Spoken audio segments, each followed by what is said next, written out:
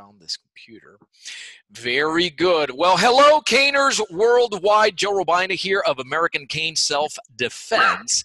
And what a treat for you today, as I have none other than our master of combat cane spinning, Mr. Keith Melton.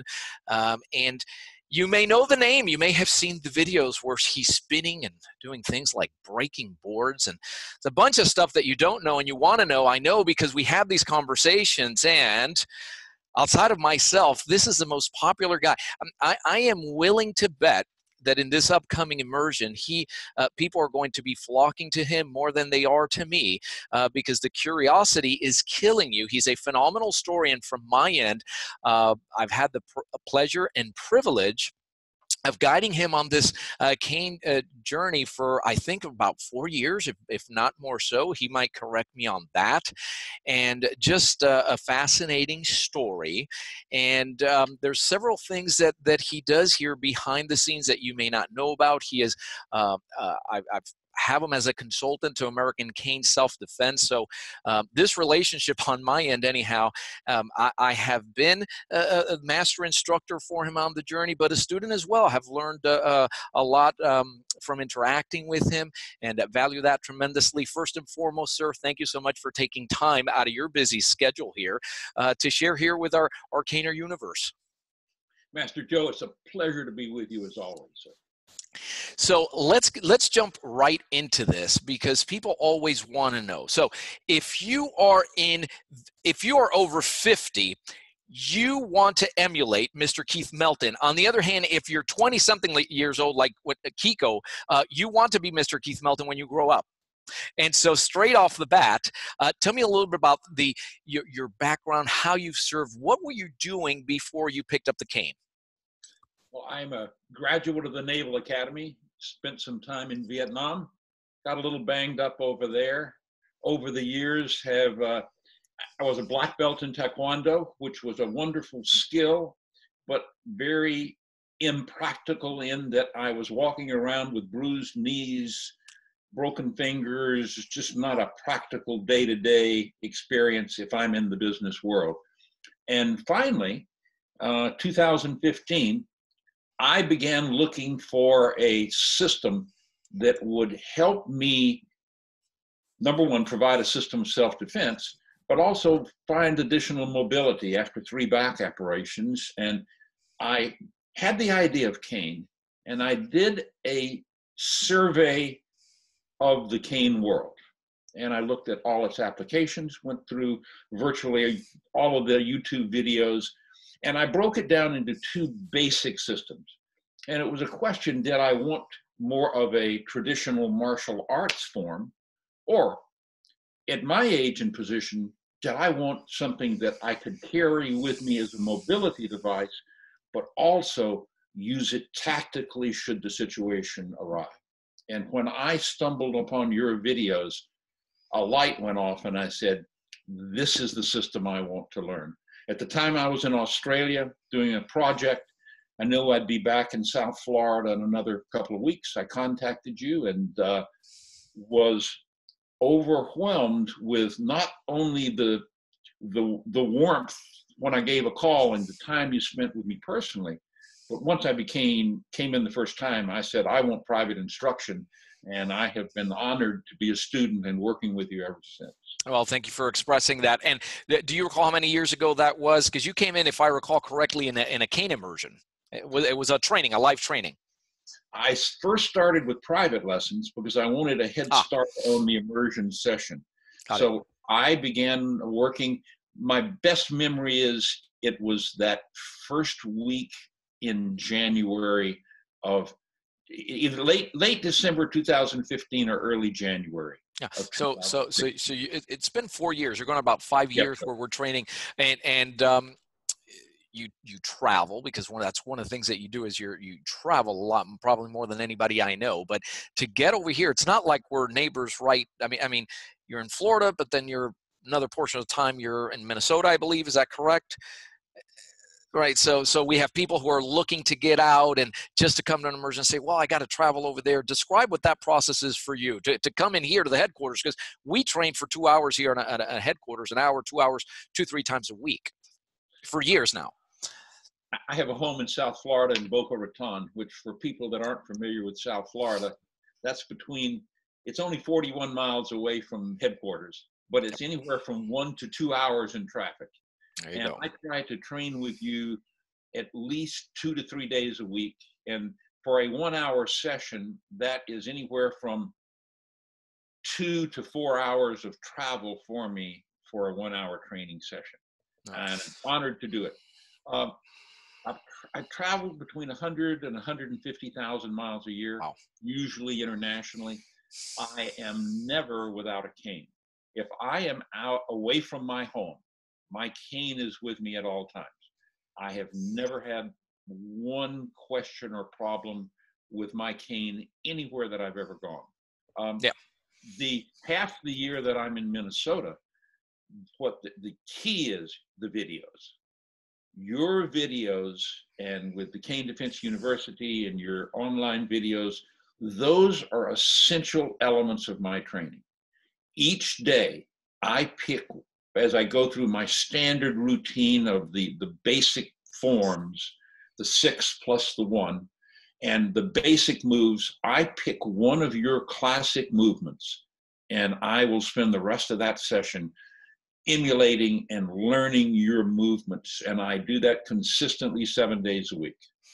Yeah, and the success that you've had with that is how now we've worked it into because we look to improve upon the Cane University. The online training program now has an immersion option that never expires, so that you can not only access the video, but at some point make it a point to come down and train in Miami, do the live training, which is the combination that has worked well for you. Let me kind of dial back a little bit to something that you said. You chose American Cane Self-Defense after evaluating the landscape and your options, and what I heard was that and more having to do with the functionality, the practicality, the fact that it's a tactical system, correct? Absolutely. The other systems were very effective if your goal was to go to a martial arts show and perform a kata. Got it. But that wasn't my goal. My goal was to find a useful system to have for mobility and a self-defense tool that's going to be with me all the time, that's designed for that unfortunate situation in which I need to defend myself. Correct. That we don't want to find ourselves in, but we want to be prepared for. And 3 divisions. You have the self-defense, ACSD, self-defense, combat cane spinning, cane fitness, and it's that cane spinning in particular, that combat cane spinning, that you specialize, that you were most attracted to. What is it that attracts you about that cane spinning? The tactical combat cane spinning is a combination of lightning fast fluid movements, which can be at your fingertips, which could enable you to defend yourself, if necessary, by taking the action to the opponent and getting out of a situation, disabling opponent so you can retreat and call the authorities. A traditional martial arts system is, while it's very attractive when it's well done, and I know it's an important part of that world, it tends to be slow and static. Basically, the practitioner is stable. He's making a jab, trying to use a hook. It's slow. Your style, sir, is fluid. It's fast. It's based on a figure 8. It is elegant. It requires mobility, flexibility, timing. It keeps your mind sharp and alert, and it adds to the fitness. It's a fast system. Those 1 hour workouts I have with you, I'll burn between 600 and 700 calories per session. And you know this because you have it, and that's where I'm going with, because I know you have a watch. We're going to talk about that in a second. But going back to this, another key component of this, correct me if I'm wrong, is the fact that combat cane spinning lends itself to solo training when you don't have somebody else to train with on a regular basis. If you don't have another warm body that you can rely with on a regular basis, and this is one of the reasons that I think it's the fastest growing division for ACSD at this point, is that a lot of the caners out there, you don't have somebody else to train with. There isn't another warm body. I'm not out of school. I'm training at home. I'm watching videos. But this portion of it lends itself best possibly. Is this another key component to that, would you say? It is. I think the advantage and what made me realize that was I began with the one-on-one and then quickly with the immersion training. That served as the base upon which then I could go forward. It would have been much harder to pick up if I had simply done the online training alone. It could be done, but coming down for an immersion session was a head start for me. And then with that, I understood the basic movements. And then it's a matter of simply taking your videos in the order you present them and being able to watch them frame by frame. What you do that looks so elegantly simple takes students much longer to master. But if you do it frame by frame consistently in the order you present, there is a progression of learning. And one of the things that surprised me was the usability and the practicality of the system after the first couple lessons. I felt prepared to defend myself in an unfortunate situation the first week. And that level of capability is certainly atypical in the martial arts world. Yeah, and for the record, no one has more footage, training footage of me doing things than you do. Give me an idea, because I know you collect, and you're how much video would you say you have? How many videos do you have of me? Because I know nobody else, no other student, no private training, no anything has filmed me more. What would you say? I have 893 videos of your unique movements, sir. Oh my goodness, you have more. Yeah, you know me better than I do on that training floor. Describe for me. You mentioned a little bit your training regimen. How often do you train? I train 7 days a week, sir. For how long each session? 1 hour. Okay, and if I recall correctly, do you do multiple sessions, or did we stop doing that already? Did we cut back on that? If it's a day that I've had a session with you earlier in the day, I'll cut it back to 45 minutes later that evening. Yeah. And I do an hour of cardio additionally. Yeah, and I always advise our caners out there that more is not better. And you've heard me say it so many times, that the expense of leading to overtraining and overuse injuries, we all go through that. So I'm in favor of the shorter sessions, maybe even more frequent, but certainly you don't need to fatigue every time that you go out there. What's the training format? You mentioned something where I know this for a fact because we do it here. You start off as a warm-up doing those 6 forms, which is, we call it the alphabet of the ACSD system. A lot of people like to bypass that. There's video of you now on Cane Self-Defense University going through that. We have an upcoming immersion. We will demonstrate that as well. But you always, that's the format. I know for a fact that you start off with those 6 forms. Yes, sir. As you explained to me in the very beginning, people want to emulate your freestyle, the freestyle combat cane spinning. But the essence of it, it's like someone saying they want to be able to write poetry, but they haven't mastered the English language. It's necessary to understand every basic movement that you use is essentially inculcated within the 6 basic forms. And so mastering those are becoming proficient in those took me a couple of years. I still find when I present them to you, you're still tweaking and offering suggestions on very, very subtle portions of them. So it's constant learning. But then as we discuss more complex movements, you're simply saying, well, this is the spin from movement number 3 plus the strike from number 5, and this is your foot position you had in number 6. So once you have the building blocks, it's much easier to assemble. And with those, if you've mastered those, Then as I see your videos, it makes more sense. But starting with those is, to me, essential. So each day after I warm up, I begin with the basic 6. I have added a 7th that helps me add some more sophisticated elements. And by doing those, that gets me warmed up. I then go through and I will take the key pieces I learned or practice in my 3 previous sessions. I'll do that. Then I'll go to your videos. I'll pick what is the new technique I'm mastering for the day. I'll work on that for another 15 minutes. Then usually the last 20 minutes of the session, I'll switch to double canes.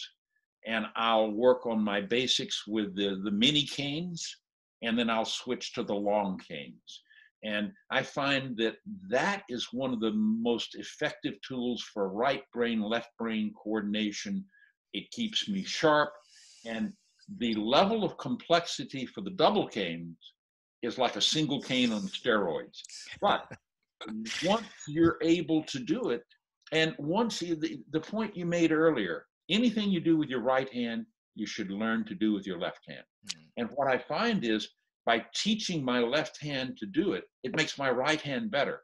Absolutely. So being ambidextrous is very, very valuable, because you never know in an unfortunate situation when you could have one of your arms or shoulders injured, but you still need to continue to defend yourself. That is the truth, and we can sit and talk about it all day long, but until you go out there and do it. And one of the things we always point out, and you'll always hear me say, that if you're not dropping that cane or hitting yourself with that cane, we all go through that, and that's why we have cane drones, padded canes, and whatnot as part of the tools that we use. Then you're simply not training if you're not going through this process. One of the things that stands out most is, there's no other way of saying that. You don't think function, your passion, your energy level is not like an individual, not the norm for an individual your age. You function as an individual many years younger. What has the cane done for you? I know you've trained through injuries. You mentioned having a surgery, but there was also, I believe it's contributed to weight loss.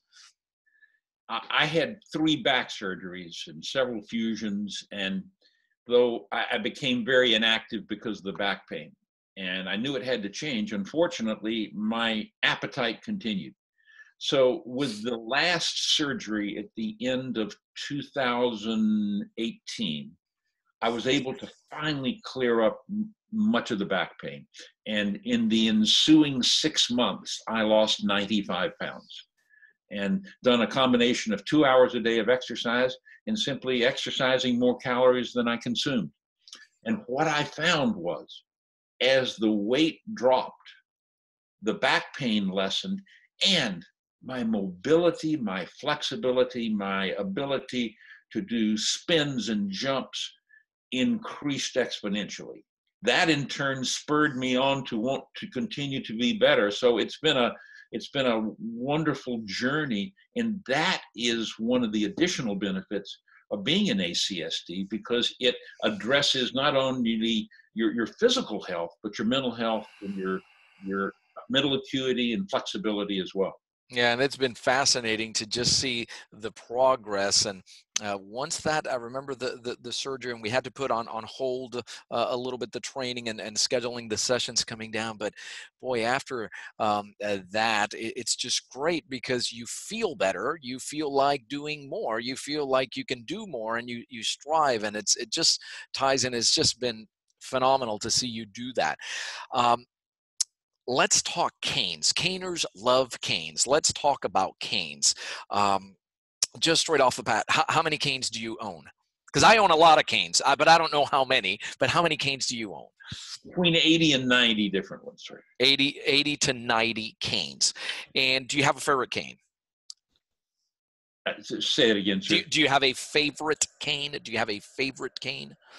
The favorite cane I have is the one I have with me at the time I may need it. I do find that sounds like Joe Robaina.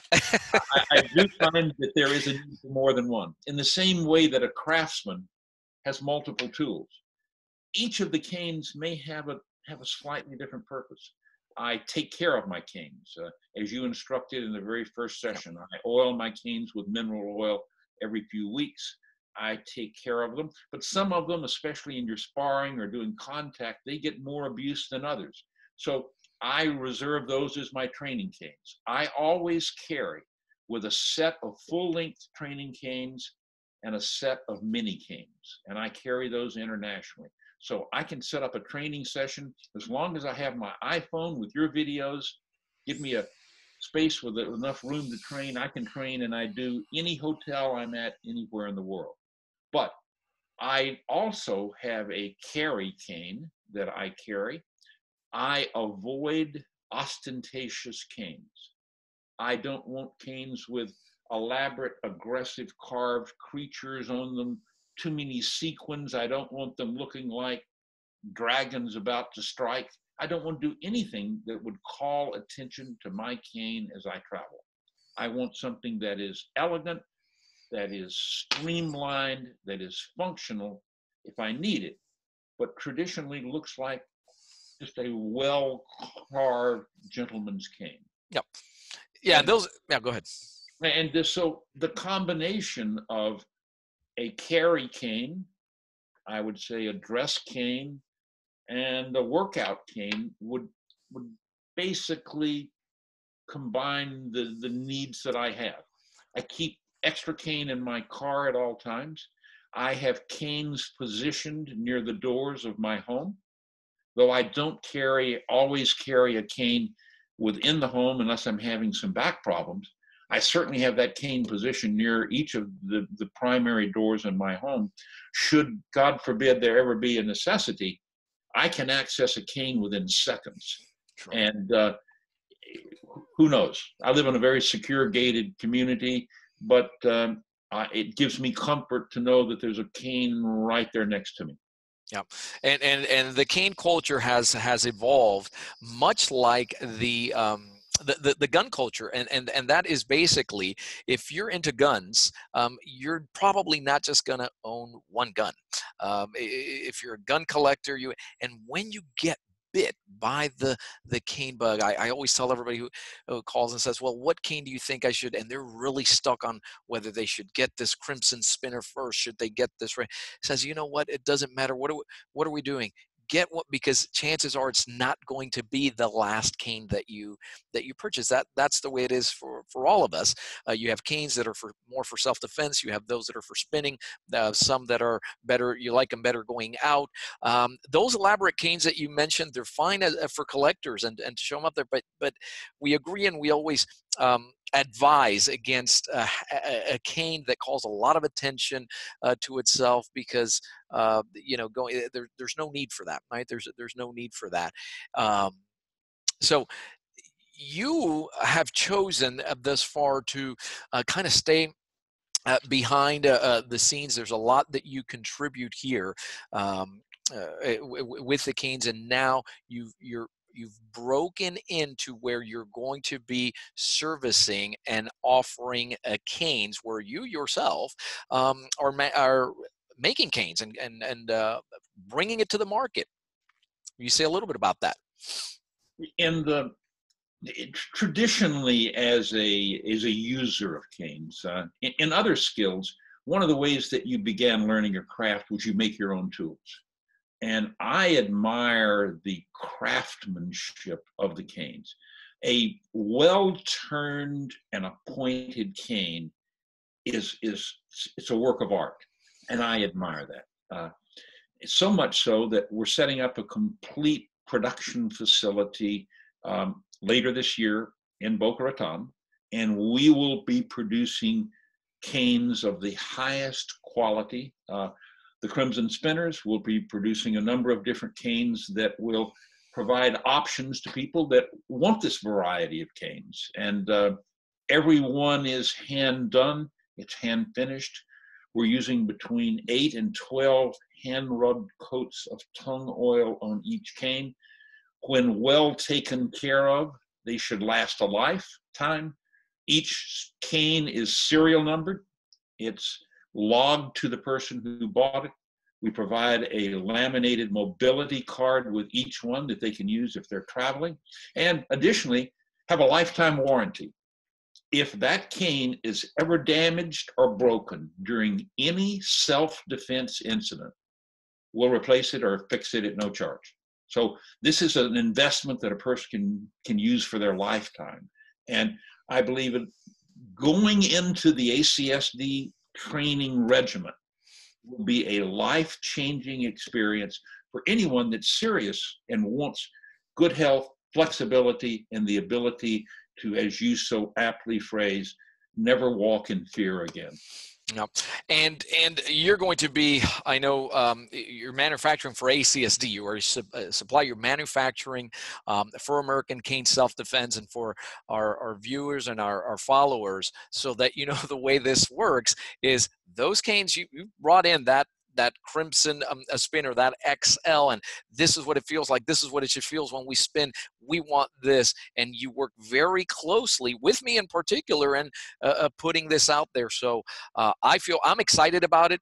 Feel very comfortable with the quality and the craftsmanship of those canes, which is what I'm going to be using here as well. So certainly excited about that. And tell me a little bit about that board breaking. So we've gotten a lot of commentary out of that. Say, well, he's spinning. Most people don't realize how difficult it is to go ahead and spin and be able to break with accuracy, the speed and the power. We're demonstrating the integrity of those canes, but what people are focusing on is your skill and how you're able to do that. The board breaking started as an interesting exercise. One of our good friend, Dan Diazados, who's also a master cane maker in Minnesota, in Wisconsin, set up and built an interesting board breaking apparatus. And it had 3 board breaking stations. And the idea was to test some of the effectiveness of some of the thin, lightweight canes, 7/8 of an inch, either ash or laminated ash. And they're very thin, and the question was, how strong are they? And what we could found is they could easily break 2 inches of hard pine, and we even found they can break 3 inches of hard pine without any visible damage to the cane. Now, I'm not suggesting that you take a 7/8 inch beautifully turned and finished cane and use it as a building destruction device. But it just shows the power of that device. The ACSD system says, however, it's just not a single strike system. As you, sir, teach from day one, strike 1 is followed by strike 2, which is followed by strike 3, and your opponent, if they're smart, is on the run by that.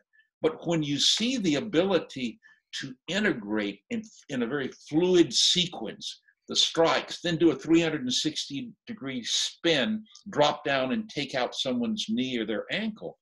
You see the power of this. Until someone's seen it, I think they may look at the cane as a bit more of a benign, static weapon. But when it goes into the Robaina style, you see, this is not a martial arts style. This is a tactical street defense style that would be useful for anyone of any age.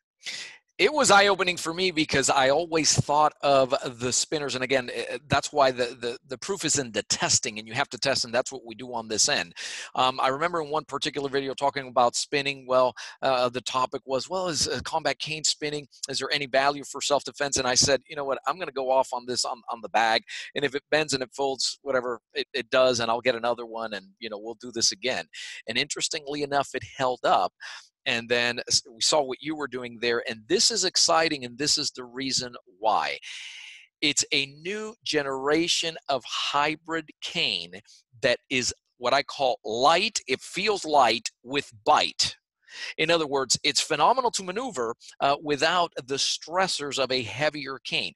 Yes, we want you to be stronger. We want you to be faster. We want you to be more accurate. after you've been doing this for a while, now you're picking up this spinner. Not only does it look good, is it elegant to go out there with, but now you have a tool that you can maneuver so much easier, and at the same time, it'll get you out of a mess.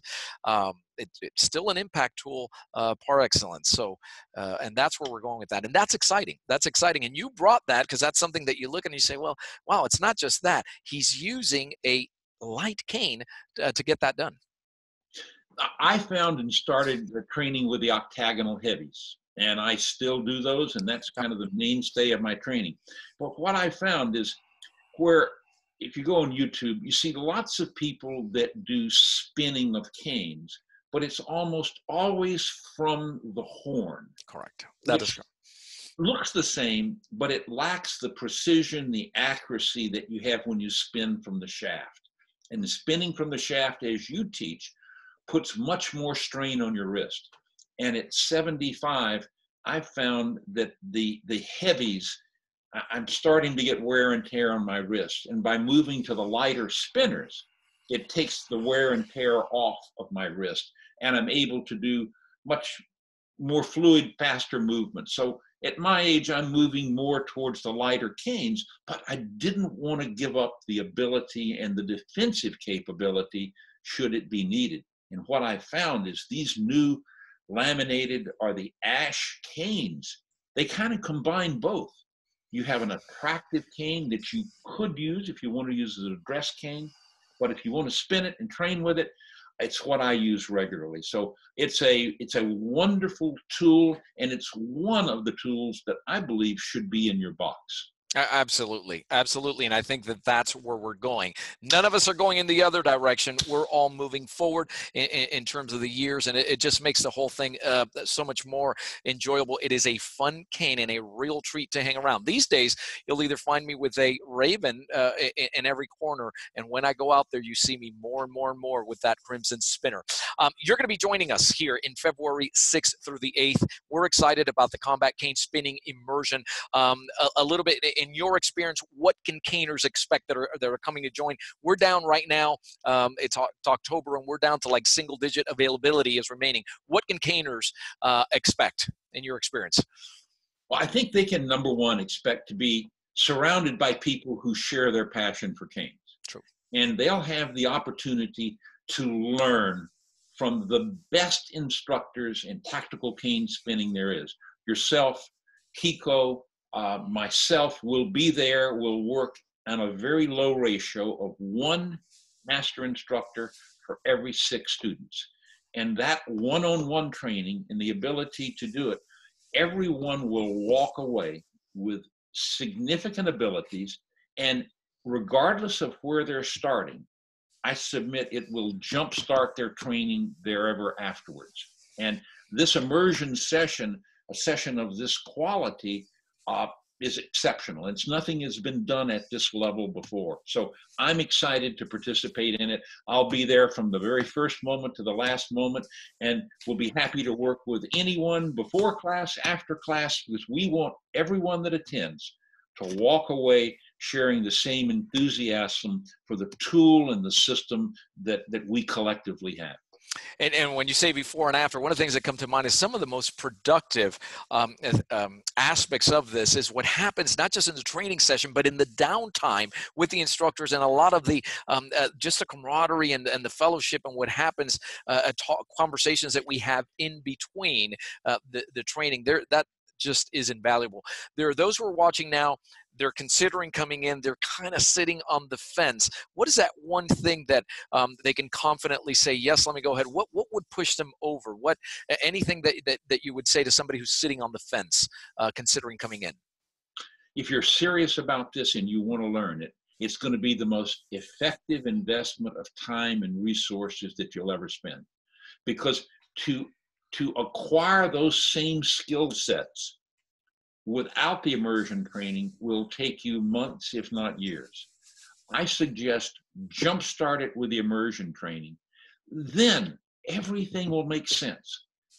Cane Self-Defense University, the videos, you'll then understand how to use them and apply them, and you'll see your skill sets will exponentially increase. So you can do it steadily in the old-fashioned way, just do it video alone. But if you can find time in your schedule to join us, I believe you'll walk away saying it's probably one of the best decisions you've ever made for health and your self-defense, for your confidence, capability, flexibility. You'll go inspired by the work that you see that your fellow students and the instructors are teaching and performing. Yeah, and you just said something that brings to mind. There's a congruency when you go to the website and you read the testimonials and the reviews. Best experience ever. Incredible comes up several times. So it's not just the training, but the overall experience. A good portion of our caners, newcomers that are coming in, and those that are training, they have injuries. They feel that they are either too old or too weak, disabled, overweight to even get started with this. Any advice you can give them? This is a system that you have been very gracious as you've worked with me to the points that my back was so bad, we had to train from a chair. And the system is so flexible. When my back was so bad I couldn't stand, we went through complete training sessions seated. And I learned to duplicate many of the same movements from a chair.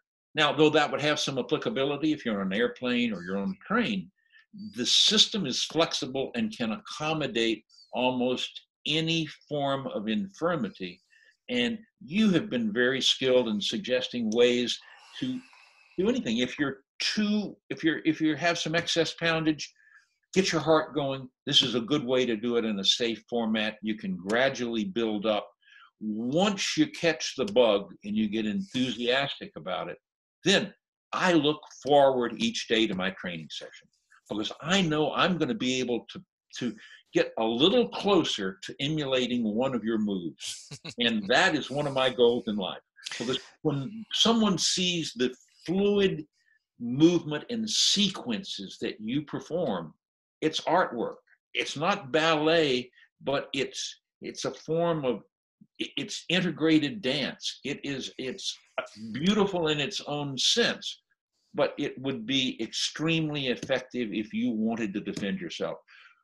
A bad guy seeing someone with ACSD skills coming at them in self-defense with that cane is going to turn tail and run. They're not going to want to face that.